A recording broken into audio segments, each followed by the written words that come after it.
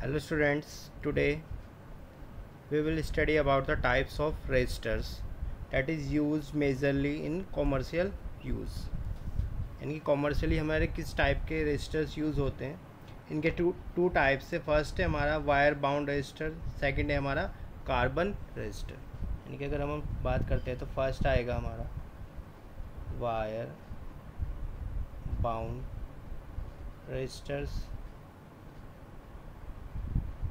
Second आएगा हमारा carbon registers. ठीक है इतना। अगर हम वायर बाउंड रजिस्टर के बारे में बात करें तो वायर बाउंड रजिस्टर्स जो हमारे होते हैं, इनकी जो वैल्यू होती है fraction of ohm to few hundred ohms तक होती है हमारी इसकी वैल्यू। यानी कि कुछ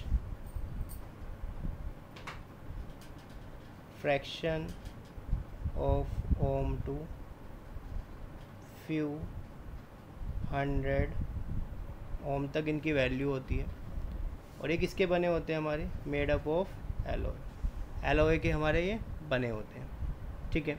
सेकंड, इसमें बस हमें इतना ही पढ़ना है, इससे ज़्यादा डिटेल में हमें कुछ नहीं पढ़ना है इसमें। ये हमें थोड़ा सा डिटेल में पढ़ना है। कार्बन रजिस्टर्स, इनकी क्या होती है प्रॉपर्टीज़? एक तो ये हमारे हायर रेंज में आएंगे, यानी किलो ओम, मेगा ओम ऐसे आएंगे हमारे। और एक इनका साइज़ कैसा होता है? कॉम्पैक्ट साइज होता है। यानी कि साइज़ कैसा होता है हमारा? छोटा साइज होता है। नेक्स्ट, और ये कैसे होते हैं हमारे? एक इन एक्सपेंसिव, यानी कि ज़्यादा महंगे नहीं होते। और कुछ इस तरह से दिखते हैं हमारे कार्बन रजिस्टर्स, आपने देखा होगा। ये ऊपर आप देख रहे हो, इसके ऊपर क्या है? हमारे कलर कोडिंग हुई है। इसमें हमारे कितने कोड्स हैं? हमारे 4 कलर्स हैं। ठीक है। तो अगर हम इसमें देखें, मान लेते हैं हमारा ये कार्बन रजिस्टर है, इसमें इस तरह से हमारी कोडिंग होगी और एक इधर कोडिंग होगी हमारी। ठीक है। तो स्टार्टिंग के जो 2 कलर्स होंगे हमारे, ये क्या बताएंगे? हमारी significant value of resistance in ohm. ठीक है। नेक्स्ट जो थर्ड वाला होगा, ये हमें क्या बताएगा? ये हमारा डेसिमल मल्टीप्लायर होगा, मतलब 10 टू की पावर, इसकी जो कोडिंग होगी उसे हम 10 टू की मान लेते हैं। इसकी कोडिंग जो भी यहाँ पे कलर इसकी कोडिंग है एक्स, यानी 10 टू की पावर क्या आएगा? हमारा एक्स आएगा। और जो हमारा फोर्थ वाला होगा, ये इंडिकेट करेगा हमारा टॉलरेंस। टॉलरेंस मतलब कितना पॉसिबल वेरिएशन हो सकता है हमारा परसेंटेज में किसी इंडिकेटेड वैल्यू पे।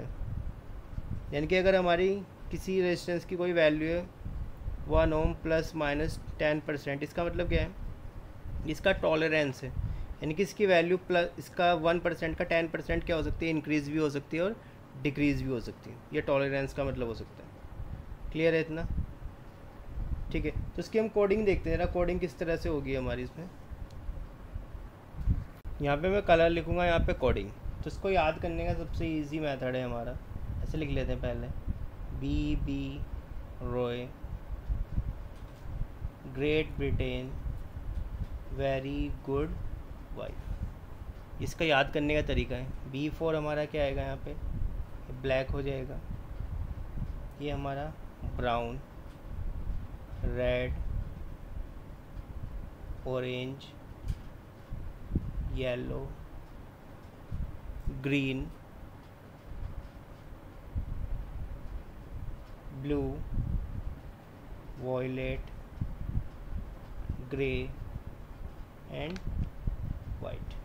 कोडिंग सबसे पहले वाले का कलर 1 2 3 4 5 6 7 8 9। ठीक है। इनके कोड्स आ जाएंगे हमारे। B Roy, Great Britain, very good wife. इसको ऐसे याद करना है। तो ये मानना है कि ऊपर जो कलर होता है वो सबसे डार्क होता है। जैसे हम ब्लू, ब्राउन और ब्लैक में देखते हैं, सबसे डार्क कौन सा होता है? ब्लैक। सबसे पहले हमारा ब्लैक आ गया B4, फिर ब्राउन आया, फिर क्या आया हमारा ब्लू। यानी कि इन तीन में हम कंफ्यूज हो सकते हैं। और किस में कंफ्यूज हो सकते हैं? जी और जी में। ग्रे और ग्रीन में सबसे ज़्यादा मतलब डार्क कलर कौन सा होता है? ग्रीन होता है, इसलिए ग्रे हमारा कहाँ पे आ जाएगा? यहाँ पे बाद में। याद करने का कुछ तरीका है हमारा, ठीक है। उसके बाद अगर हम टॉलरेंस की वैल्यू देखते हैं, टॉलरेंस कैसे आएगा हमारा? अगर हमारा गोल्ड है, सिल्वर है, या फिर कोई भी कलर नहीं है, नो कलर, यानी वो बैंड ही नहीं है, तो इसमें कितना टॉलरेंस आएगा? ±5%, इसमें ±10%, और इसमें ±20%, ठीक है। इसका एग्जांपल लेते हैं, उस एग्जांपल से ज़्यादा अच्छा क्लियर होगा हमारा। मान लेते हैं हमारा कार्बन रजिस्टर है,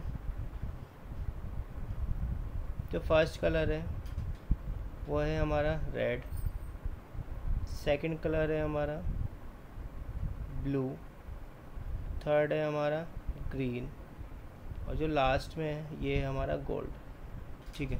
तो इसको हम रेजिस्टेंस कैसे निकालेंगे?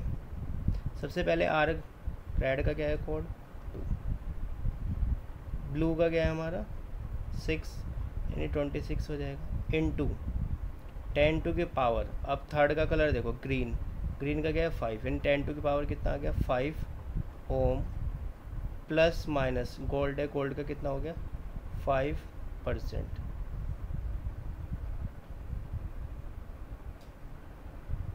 क्लियर है यहाँ पे? या फिर आपको इस तरह से पूछ सकता है कि ये दे देगा किसी का रेजिस्टेंस, कार्बन रजिस्टर का रजिस्टर ये है, इसकी कलर कोडिंग का पता करो। तो यानी 2 का मतलब क्या है? सबसे पहले हमारा कौन सा कलर आएगा? रेड। 6 का मतलब ब्लू है, इसकी पावर 5 है, इसका मतलब कौन सा कलर आ गया हमारा? ग्रीन। और 5% टॉलरेंस मतलब हमारा क्या है? गोल्ड। क्लियर है इतना आपको ये?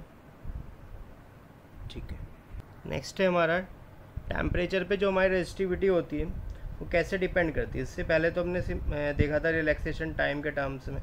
तो यहाँ पे हम एक रिलेशन बताएंगे कि अगर किसी पर्टिकुलर टेम्परेचर पे हमें किसी मटेरियल की रेजिस्टिविटी गिवन है, तो किसी दूसरे टेम्परेचर पे उसकी रेजिस्टिविटी कितनी हो जाएगी। तो यहाँ पे एक रिलेशन है, उस रिलेशन को देखते हैं हम। इस रिलेशन से देखें, ये हमारी क्या होगी? रेजिस्टिविटी एट टेम्परेचर टी, यानी जिस पे हमें रेजिस्टिविटी निकालनी है, ये हमें किसी टेम्परेचर पे गिवन है टी नोट पे। अल्फ़ा क्या होगा हमारा? टेम्परेचर कोफिशिएंट ऑफ रेजिस्टिविटी, यानी कि कांस्टेंट वैल्यू होगी किसी पर्टिकुलर कंडक्टर के लिए, एलॉय के लिए, या फिर हमारा सेमीकंडक्टर के लिए, ठीक है। तो यहाँ पे जो इसकी यूनिट आएगी हमारी अल्फ़ा की, यूनिट आएगी इसकी पर केल्विन हमारी, ठीक। टेम्परेचर हमारा फाइनल है और ये हमारा क्या है? Initial temperature. तो इस पर ही हमारे काफ़ी न्यूमेरिकल्स इस बुक में एग्जाम्पल्स हैं और कुछ हमारे एक्सरसाइज में क्वेश्चंस हैं। तो अगर हम इसका वेरिएशन देखें, तो कुछ ग्राफ है हमारे, रेजिस्टिविटी वर्सेस टेम्परेचर का ग्राफ देखते हैं। किन के लिए? कंडक्टर्स के लिए, या फिर हम बोल सकते हैं मेटल के लिए। ये कुछ हमारा इस तरह से आता है,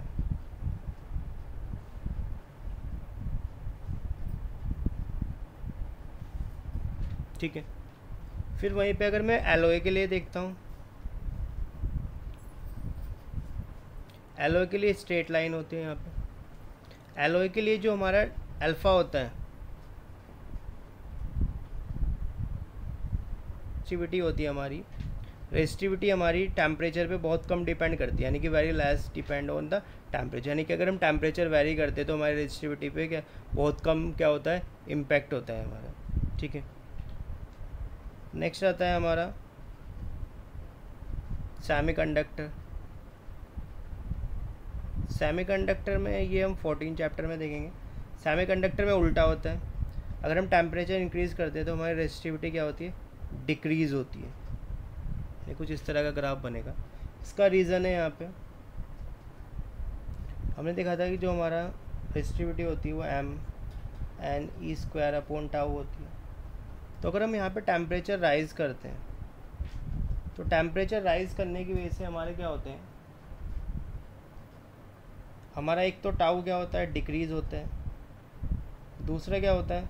सेमीकंडक्टर में हमारे जो number of electrons per unit volume होते हैं वो क्या होते हैं? इंक्रीज़ होते हैं। यानी कि ये चीज़ इंक्रीज़ होती है और ये चीज़ डिक्रीज़ होती है। पर अगर इन दोनों को अगर कंपेयर करें, तो जो n का इंक्रीमेंट होता है as compare to the decrement in relaxation time, यानी कि इसका इंक्रीमेंट n का ज़्यादा होता है इसके कंपेयर में, यानी कि रेजिस्टिविटी हमारी क्या होती है यहाँ पे डिक्रीज़ होती है। ये हम देखेंगे आगे 14 चैप्टर में कि टेम्परेचर जैसे हम इंक्रीज़ करते हैं तो एन हमारे कैसे इंक्रीज़ होते हैं।